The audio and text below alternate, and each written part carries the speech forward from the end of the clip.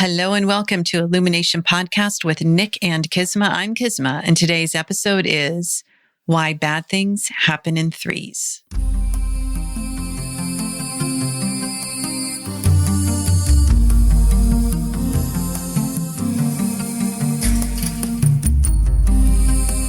Hello and welcome to Illumination Podcast with Nick and KISMA, bringing you ancient wisdom for modern day success so that you can have the mindset to get your life and business set. As always, thank you for tuning in. And if you're new to the podcast, take a quick second to hit the subscribe button in iTunes, SoundCloud, or Stitcher. If you want to get the inside info for this and every episode, as well as some free gifts, go to illuminationacademy.net/podcasts. And now let's dive in to get your mindset for your life and business set.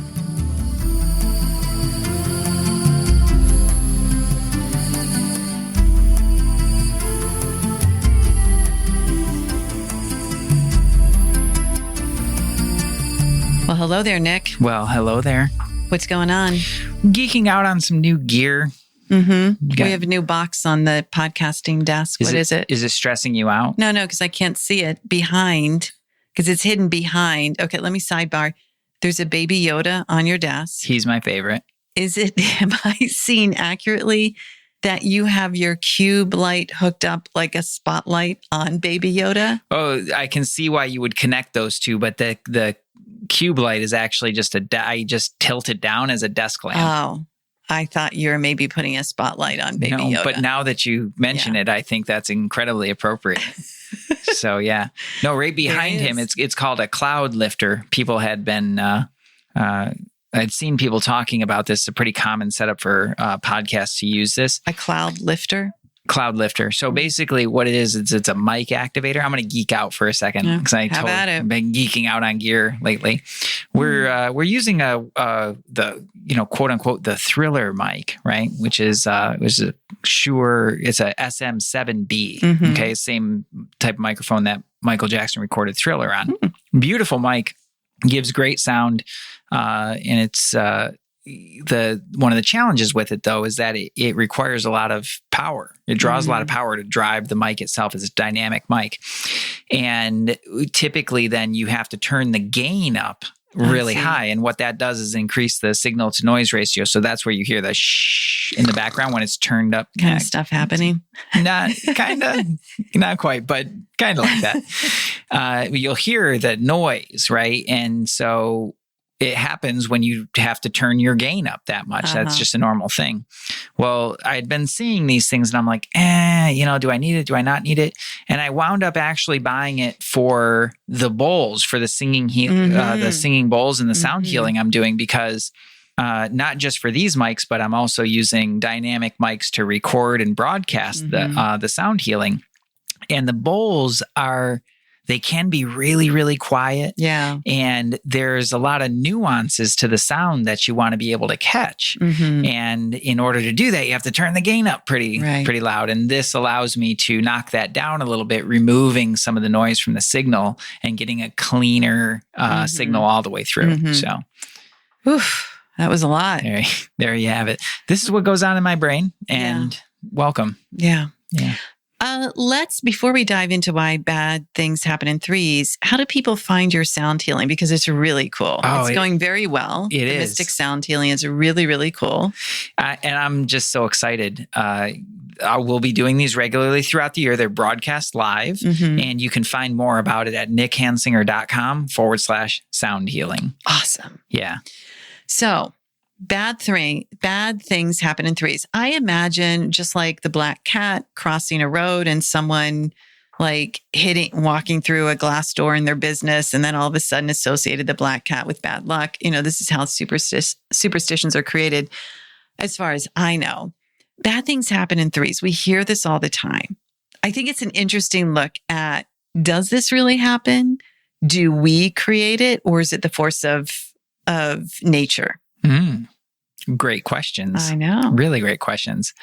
Personally, I do believe bad things happen in three, but I believe that we create that circumstance. So in other words, they don't have to happen in threes. They don't have to. Let's just clarify. But that doesn't mean that they don't, like they do for people. This is a thing. Like it happens, but it doesn't need to happen. Right? It doesn't need to happen. And there's a process that can be used in order to shift this. Right. And that's basically what we want to talk about today. But it's important to really understand why bad things happen in threes. Like, why is this a thing even? So let's have, you can kind of walk us down the path here, KISMA. Like, okay, you're going along in your day and things are going pretty well. And then all of a sudden, they're not. Something goes wrong. So walk us through a little bit, like from that moment. All right, here, the thing happened. Now what? It all has to do, it starts with perception. The moment that we perceive something as bad, our thoughts flow towards it in a stronger method, creating what we call a thought flow. And so it's like, if you can imagine this event happens, maybe you bang your car as you're driving up to the UPS store or something. I just use that because that's about the only place I go anymore. And then it's like, oh, I did that to my car. And there's a sense of, I made myself wrong. I made the car wrong. I made the person that distracted me wrong. There's an inordinate amount of energetic flow and thought forms towards this event. So if you've been listening to us at all, you know that we talk a lot about frequency or vibrational frequency. When your mind, which is the most powerful force ever, is going towards this negative occurrence because it's being perceived as negative, you've got a thought flow that is creating a certain vibrational frequency. Yeah. With so much power that it begins to kind of bathe you. So you're bathing the experience in this negative frequency. You start to bathe you in this negative frequency. You've turned down your frequency. And then, we can even add into it this RAS, the reticular activation syndrome, which, okay, you saw that and you start to almost train yourself to see the next bad thing, especially after number 2. Oh, yeah. Especially after number 1, maybe RAS hasn't kicked in yet, but number 2 happens. You're like, I knew it. Oh my gosh, when's the next thing? And you start looking for it. Right. And so perception then is towards what isn't working and what is wrong. And through the law of mind action, energy is going, and that's what we're creating more of. Right. And when you're in that flow, especially if you're one of the people who kind of holds that somewhere in you, bad things happen in threes. After the second one, you're kind of looking for the third one so that you can be done with it. Yeah, you want to be prepared. Yeah. You want to be done for it. When's it going to happen? You're telling your friends all these stories, and all of a sudden it's like, I don't know. Yeah, like you kind of want to get to the finish line and get the third one out of the way. Think about it though. That's something that happens. I know. In my mind, there's 2 really key components there. One is bad, right? The bad. Making it bad, making it wrong. Right.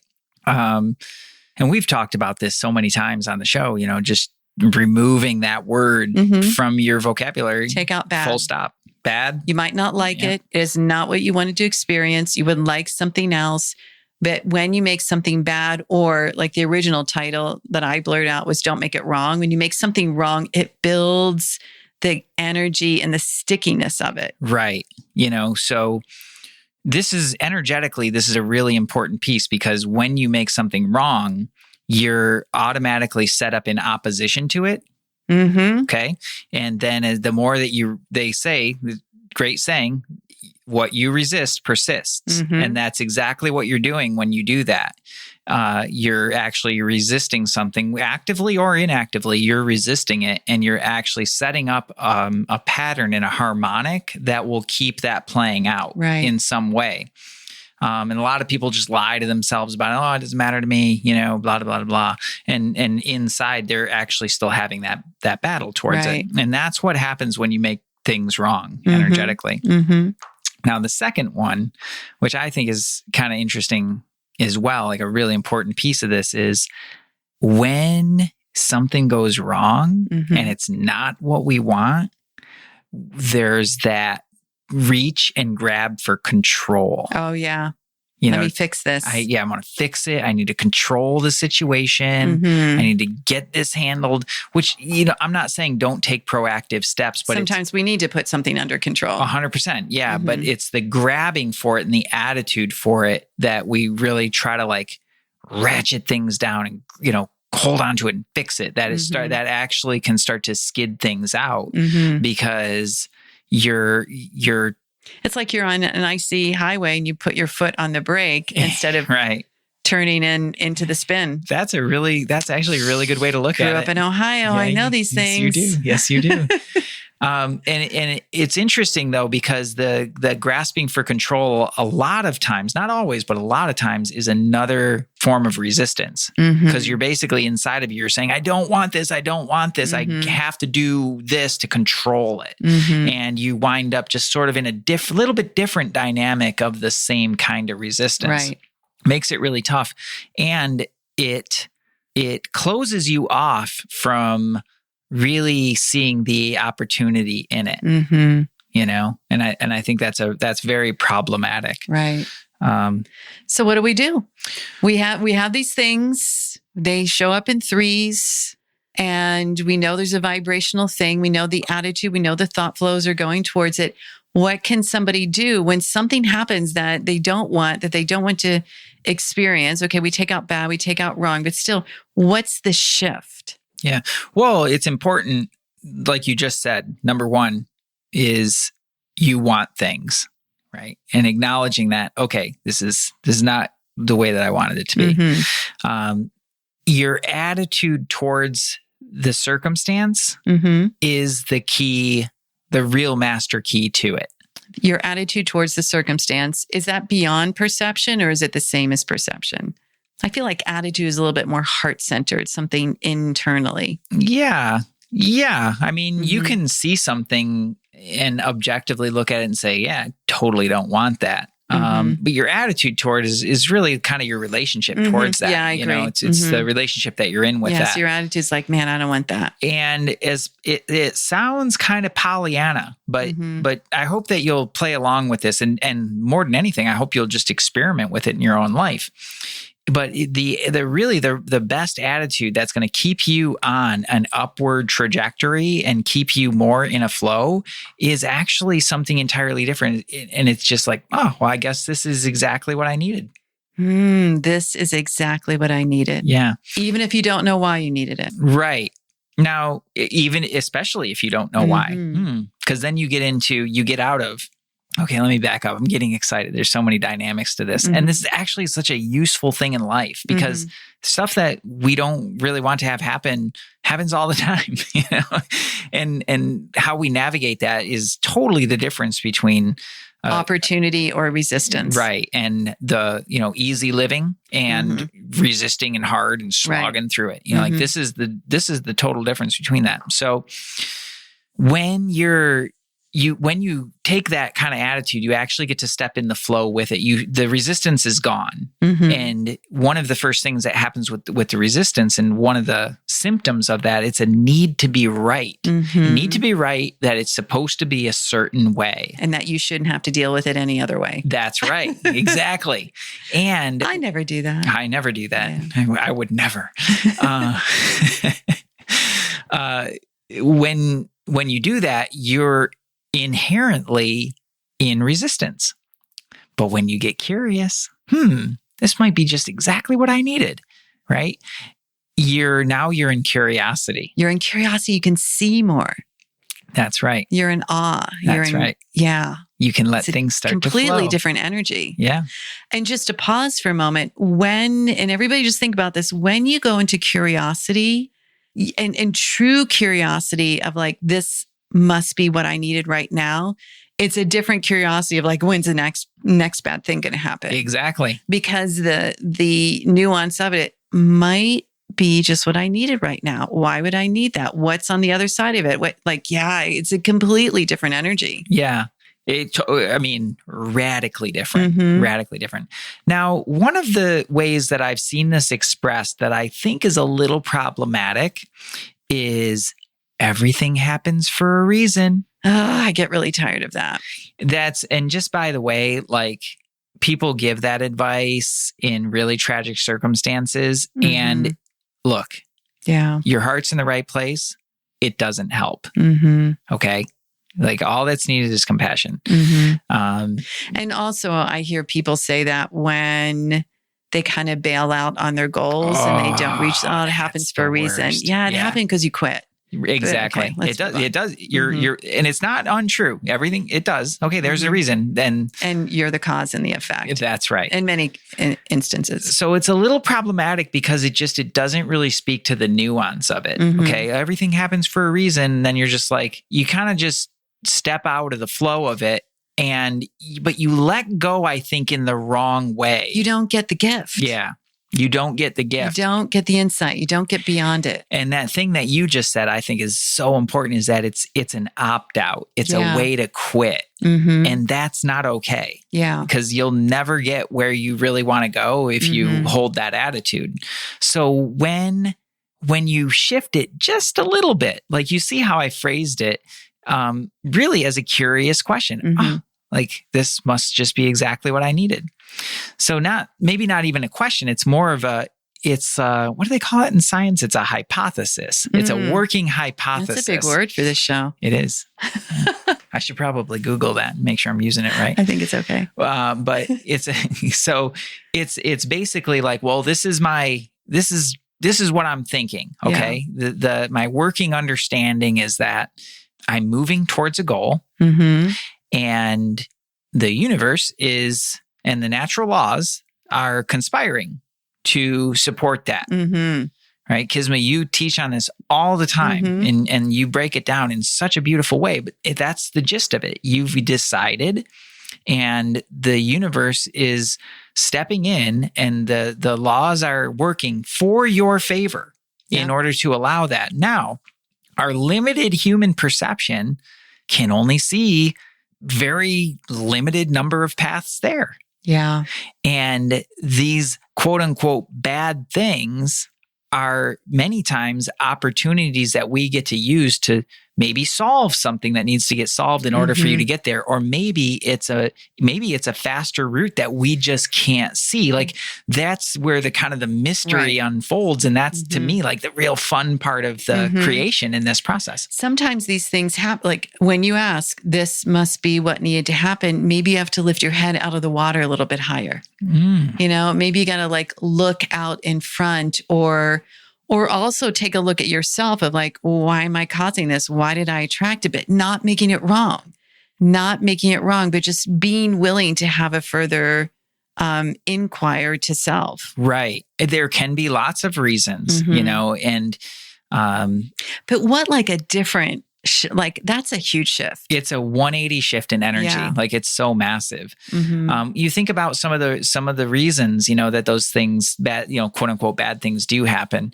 And there's stopping strategies, you know, like self-sabotage, you know, I'm afraid of actually being successful and getting what I want, you know? So, and that's another, you know, you can kind of see that in yourself. This must just be exactly what I needed. Yeah. Because I needed to clean up that part of myself. So stop sabotaging this forward movement, you know? That's one reason. Another reason is like, it could be a shorter path. And another reason could just be that there was a piece that you needed to put in place that you just weren't aware of, you know? Or you hit the pole at the UPS. I didn't do that, by the way. And I'm trying I'm not futurizing that, but something happens with the car and you're like, I need to wake up. Yeah. You know? Yeah. Like you never know. And I understand there are going to be extensive circumstances that this doesn't make sense. And we're not talking about that. We're really talking about when those things happen where you can accept it with more ease, and like that curiosity is so important. Yeah. Oh, this must just be exactly what I needed. Yeah. And then you go into detective mode. All right, let's find it. You know, what's next? And that's always such a healthy place to be, I think, is like, all right, this happened. What's next? Exactly. You know, clearly, you know, just a little caveat here is like for bigger things, you know, if it's like a big disappointment or something that was really special to you, we're not saying don't feel your emotions. Oh, of course. You know, we're not saying to not experience any of that. All we're saying is that like at a certain point, preferably sooner than later, you're going to have to look at it and say, all right, that happened. What's next? Yeah. Don't rush yourself through it and just bypass all your emotions. That's not healthy. But do take the time to say, all right, what, must be just exactly what I needed. Let's find it. Let's go. Yeah. I love that, because the other side is, oh my gosh, when's the next thing? When are the next two? When's the next one? You can feel the difference, right? Everyone, it's like, okay, what's next towards my desired path, towards what I want to create? What's the opportunity? Wow, this must have been just exactly what I needed to have happen. That's right. It's a Mr. Rogers kind of statement. It is kind of. Yeah. Yeah, I wonder if he's ever said anything like that. I haven't watched all of his episodes. Yeah. I feel like we should maybe binge that after we finish. We'll put that on the watch list. So no more bad things happening in 3, everyone. And even also in the state of the world, because I know it's like, what? Okay, is that number 3? And then it tends to go on. I just want to sidebar here and say that there is an inordinate amount of energy focused on events and then it's put up in social media and on the news, and just be cautious, be wise, know what's going on, have your opinions, respect other people's opinions, and then stay in your lane. Yeah. We really could dive into the dynamics of those bigger energies and how that flows. Well, look at the collective consciousness and what happens when everyone starts pouring their energy and fear onto it, man. Yeah. And then broadcasts it from the news, which is just a big sales system. But okay, I'll be quiet right now. I feel a series. Baby Yoda. I'm going to look at Baby Yoda under your spotlight again. I think we have to put a photo of him in the show notes with the spotlight. Oh, okay. I think that's great. His proper name is Grogu, by the way. Whatever. Remember? I do. Yeah. Okay. I personally think it's got stickability. I like it. Grogu. Okay. Baby Yoda. So anyways, everyone, here's to you having amazing events. And remember, something goes wrong, off, not wrong. If something goes off, don't make it wrong. Don't make it bad. Know that you're a divine operating system and there might be a miracle right in front of you. This might be just exactly what I needed. Yeah. Sending you much love, light, and power. Namaste. Peace.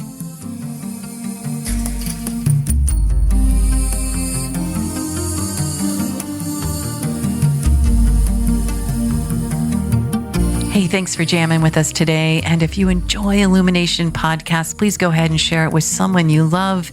Give us a rating, review, download our podcast. And remember, you can find us at illuminationacademy.net/podcasts. Talk to you soon. Namaste.